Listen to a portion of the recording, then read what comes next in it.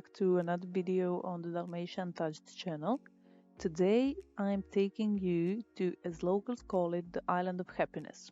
Welcome to the Island of Vis. Vis, with its surroundings, is probably the cleanest part of the Adriatic Sea, as it is the farthest island from the mainland. Located between Croatia and Italy, it is often called a paradise of the Mediterranean. In 1944, the island was declared a military zone, meaning it would be inaccessible to all foreigners until 1989. Vis isolation has retained the charm and the lifestyle characteristic for the 1950s. So if you are one of those people who are looking for Mediterranean, raw and unique as it once was, Vis is a perfect place for you. Attractions on Vis are mainly the natural ones, like unpolluted sea, soil and air. On the south side of the island, the open sea waves sculptured some of the most eye-catching coves and beaches. One of them is Tiniva Cove. If it looks familiar to you, that's because this one is used on every promotional poster or video related to Croatia. In the whole island of Vis, you can find around 90 intimate coves and small beaches, various hiking trails, most beautiful diving sites, 20 kilometers of underground military tunnels, and caves designed by the waves of the Adriatic Sea. Simplicity is the essence of this man-made island, which most visitors consume in its entirety. I had a plan to visit Vis for a long time, and finally last summer I got the unique opportunity to do that. It was a girls' reunion since one of us recently moved to the Island of Happiness with her family. So in this episode I'm taking you to the small town of Vis. We took a local ferry from Split. It was Friday and it was afternoon. There are few departure options during the summer season, and in the pre-season and post-season I think the ferry departure twice per day.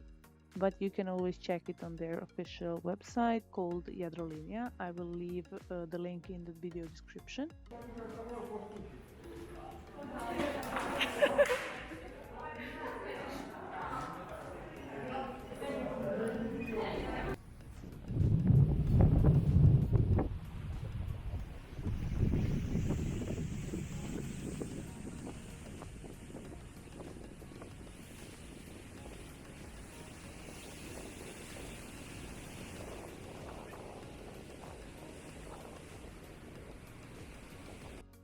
If there are any fans of Mamma Mia movie, you may recognize this harbor from the scene where young Donna meets Bill.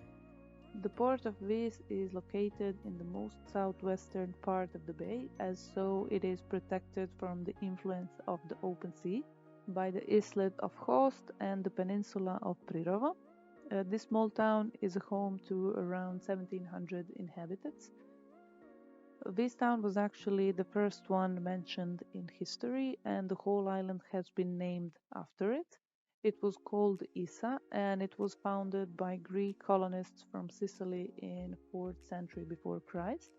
They, like all the later lords of Vis, were attracted by the excellent strategic position of the offshore island, from which the sea routes in the Adriatic could be easily controlled.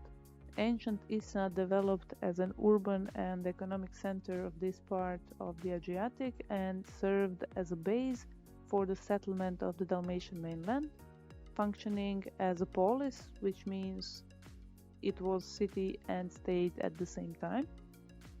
Issa managed to preserve its independence until 1st century before Christ, when it became a part of the Roman Empire.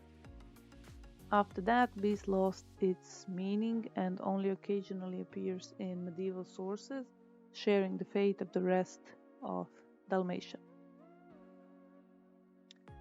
There are numerous things you can do and visit while in Vis, such as Archaeological Museum, Bataria Fortress, Church of St. Jerome, Fort George, and all the filming locations of Mamma Mia. Also a lot more. We came to Vis in search of peace and relaxation, plus we had a baby traveling with us. She's super cute, you can see. So we fully embraced the slow living lifestyle of this island, and we were getting lost in small streets, just wandering around, soaking every detail with our eyes. Because trust me when I say there are so many details you can see in this charming town.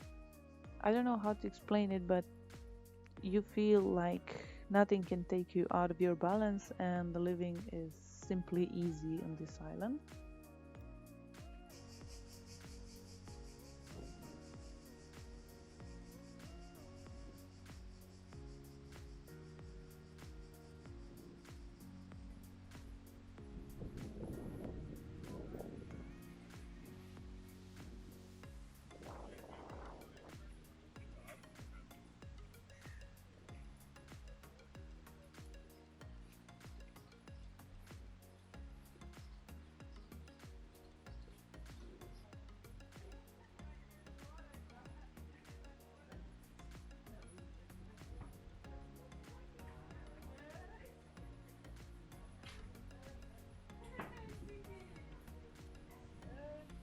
I would say 3 days is a minimum stay on the island. If you check out the second episode, which is coming next week, you will see that in only 3 days we were able to see and explore a lot, despite having a lot of coffee breaks and despite of having a baby with us. This is a perfect place for solo travelers, couples wanting a romantic holiday, or families looking for nature-based getaway. Even though I had the most amazing and relaxing time, I still think the best way to spend your time on Vis would be renting a scooter for a few days and just go with the flow, because there are so many unexplored things on the island, especially nature wise, that even the locals may not know about. So just go out and get lost and search. Just remember, Vis is one of the 10 last paradise refuges of the Mediterranean, as so the motto for all visitors should be take nothing but pictures, leave nothing but footprints, and kill nothing but time. You know what I mean.